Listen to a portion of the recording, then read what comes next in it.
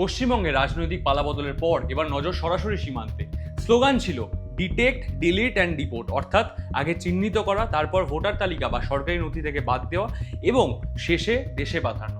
কিন্তু প্রশ্ন একটাই, এটা কি শুধু বেআইনি অনুপ্রবেশ রুখতে প্রশাসনিক অভিযান, নাকি বাংলাদেশ ইস্যুকে সামনে রেখে দিল্লি ও কলকাতার নতুন কোনো রাজনৈতিক নীতি? আজকের বিশ্লেষণে আমরা দেখব বিজেপির সরকারের এই সীমান্ত নীতি কিভাবে পশ্চিমবঙ্গের রাজনীতি, ভারত বাংলাদেশ সম্পর্ক, মানবাধিকার বিতর্ক এবং 2029-এর জাতীয় রাজনীতির সঙ্গে মিলিত আছে।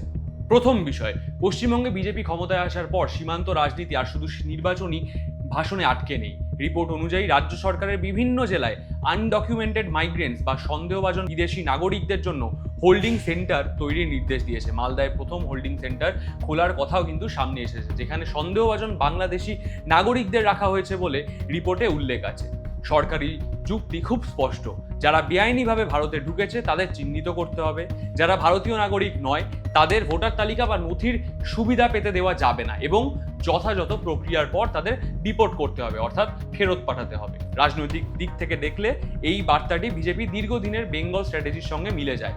সিএএ, এনআরসি, রোহিঙ্গা বাংলাদেশি ইনফিলট্রেটার, এই শব্দগুলো গত কয়েক বছর ধরে বাংলার রাজনীতির কেন্দ্র ছিল। বিজেপি বারবার দাবি করেছে সীমান্তবর্তী জেলাগুলোতে বেআইনি অনুপ্রবেশ রুখতে শুধু ডেমোগ্রাফি বদলাচ্ছে না, নিরাপত্তা ও ভোট রাজনীতিরও কিন্তু এর বড় প্রভাব পড়ছে। কিন্তু এখানেই দ্বিতীয় প্রশ্ন আসে, আইন আর বাস্তবের ফারাকটা ঠিক কোথায়? একজন মানুষ সত্যি বাংলাদেশি নাগরিক নাকি সেটা প্রমাণ করার জন্য প্রক্রিয়া কিন্তু সহজ নয়। সীমান্তের দুই পাশে একই ভাষা, একই সংস্কৃতি, একই পারিবারিক ইতিহাস, এমনকি অনেক ক্ষেত্রে একই ধরনের নাম ও সামাজিক পরিচয়। ফলে শুধু ভাষা, পোশাক বা ধর্ম দেখে কাউকে বিদেশি বলে চিহ্নিত করা হলে সেটা বড় মানবিক ও আইনি সংকট তৈরি করতে পারে। হিউম্যান রাইটস ওয়াচ এবং কয়েকটি আন্তর্জাতিক রিপোর্ট অভিযোগে উঠেছে কিছু ক্ষেত্রে এথনিক বেঙ্গলি বা বাঙালি স্পিকিং যে মুসলিম পরিবারকে সন্দেহের ভিত্তিতে আটক করে সীমান্তে ঠেলে পাঠিয়ে দেওয়ার ঘটনা ঘটেছে। এই অভিযোগগুলোর অত্যন্ত গুরুতর, কারণ যদি কোনো ভারতীয় নাগরিক ভুলভাবে বিদেশি হিসাবে চিহ্নিত হন তাহলে তা শুধু প্রশাসনিক ভুল নয়, তার নাগরিকত্ব অধিকারের প্রশ্ন। ভারত যদি ইউনিল্যাটারাল পুশব্যাক করে, অর্থাৎ আনুষ্ঠানিকভাবে ভেরিফিকেশন বা ডিপ্লোম্যাটিক রেপাট্রেশন ছাড়াই লোকজনকে সীমান্তের ওপারে পাঠায়, তাহলে ঢাকা স্বাভাবিকভাবেই আপত্তি তুলবে। বাংলাদেশ ইতিমধ্যেই রোহিঙ্গা সংকটের বড় চাপ সামলাচ্ছে, তার ওপর ভারত থেকে হঠাৎ করে হাজার হাজার সন্দেহভাজন মানুষকে পাঠানো হলে দ্বিপাক্ষিক সম্পর্কের ওপর চাপ আরও বাড়বে। এখানে কূটনীতির অঙ্কটা খুবই গুরুত্বপূর্ণ। ভারত বলতে পারে এরা বেআইনি অধিবাসী, তাদের ফেরত নেওয়া বাংলাদেশের কর্তব্য এবং দায়িত্ব। বাংলাদেশ বলতে পারে প্রমাণ ছাড়া কাউকে আমরা নাগরিক হিসাবে মেনে নেব না। আর এই টানাপোড়েনের মাঝখানে আটকে যায় সাধারণ মানুষ, কখনো নোম্যান্স ল্যান্ডে, কখনো হোল্ডিং সেন্টারে, কখনো আদালতের দরজায়।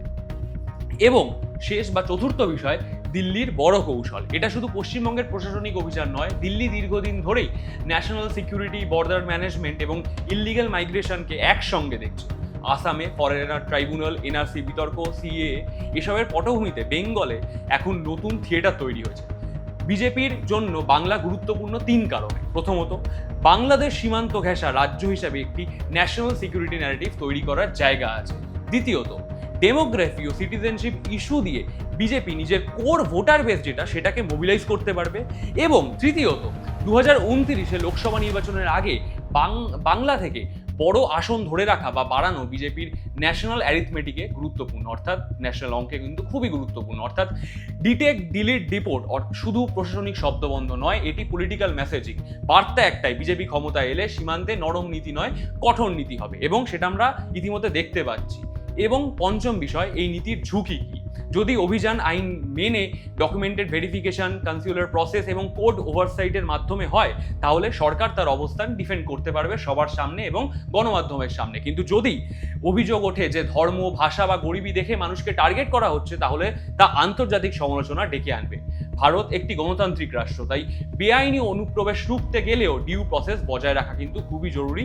সেটা আমাদের কনস্টিটিউশনাল প্রসেসের মধ্যে পড়ে, কারণ সীমান্ত সুরক্ষা যেমন রাষ্ট্রের দায়িত্ব, তেমনি নাগরিক অধিকার রক্ষা করাও কিন্তু রাষ্ট্রের সাংবিধানিক দায়িত্ব। এখানে আরেকটি সূক্ষ্ম দিক আছে। বিজেপি দাবি করছে ইন্ডিয়ান মুসলিমদের ভয় পাওয়ার কোনো কারণ নেই, লক্ষ্য শুধু ইললিগাল মাইগ্রেন্টস। কিন্তু বাস্তবে মাটিতে পুলিশ, স্থানীয় প্রশাসন, বিএসএফ সব স্তরে ভেরিফিকেশন প্রসেস পরিষ্কার যদি না থাকে, তাহলে অঙ্ক সেটাকে ঠিক করে সমাধান করা খুব কঠিন। তাহলে বড় ছবিটা কি? পশ্চিমবঙ্গে বিজেপি জয়ের পর সীমান্ত নীতি এখন নতুন পর্যায়ে ঢুকেছে।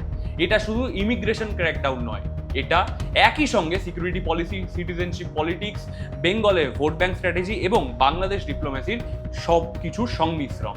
দিল্লির জন্য এই নীতি হয়তো খুব স্টোন বর্ডার মেসেজ হতে পারে, কিন্তু কলকাতার নতুন সরকারের জন্য এটি ইলেকশন প্রমিস ডেলিভারি। বিজেপি কর্মী সমর্থকদের কাছে এটি আইডিওলজিক্যাল ভিক্টরি হতে পারে, কিন্তু বাংলাদেশ মানবাধিকার সংগঠন এবং সীমান্তবাসীর কাছে এটি উদ্বেগের কারণ হয়ে দাঁড়িয়েছে।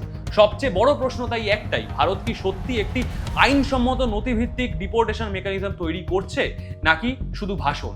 নাকি ডিটেক্ট ডিলিট ডিপোর্ট স্লোগান বাস্তবে সীমান্তে এক নতুন রাজনৈতিক সংঘাতের দরজা খুলে দিচ্ছে নতুন করে? বাংলার রাজনীতি এখন শুধু নবান্ন বা বিধানসভায় আটকে নেই, তার প্রভাব পৌঁছে যাচ্ছে কাঁটাতারের ওপারে ঢাকা পর্যন্ত। আর তাই বাংলাদেশ ইস্যুকে বিজেপির এই নতুন সীমান্ত নীতি আগামী দিনে ভারত বাংলাদেশ সম্পর্কে সবচেয়ে বড় সংবেদনশীল পরীক্ষাগুলোর মধ্যে একটা গুরুত্বপূর্ণ পরীক্ষা হয়ে উঠতে পারে। সীমান্ত কাঁটাতার আছে, কিন্তু রাজনীতির কাঁটাতার আরও গভীর। প্রশ্ন শুধু কে ঢুকলো আর কে ফিরলো সেটা নয়, কাকে পাঠানো সেটাও নয়। প্রশ্ন হলো আইন, মানবিকতা এবং রাজনীতির মধ্যে ভারত কোন পথ বেছে নেবে এখন। আপনি দেখছিলেন বাংলা স্ফিয়ার। আরও বিশ্লেষণ, খবর ও ভিডিওর জন্য ভিজিট করুন আমাদের ওয়েবসাইট বাংলাস্ফিয়ার.com। ইউটিউবে সাবস্ক্রাইব করুন আমাদের এই চ্যানেল দা বাংলা স্ফিয়ার এবং ফেসবুকে আমাদের পেজ বাংলা স্ফিয়ারকে ফলো করতে ভুলবেন না। দেখা হয় পরবর্তী ভিডিওতে, ততক্ষণ সুস্থ থাকুন, সাবধানে থাকুন, ধন্যবাদ।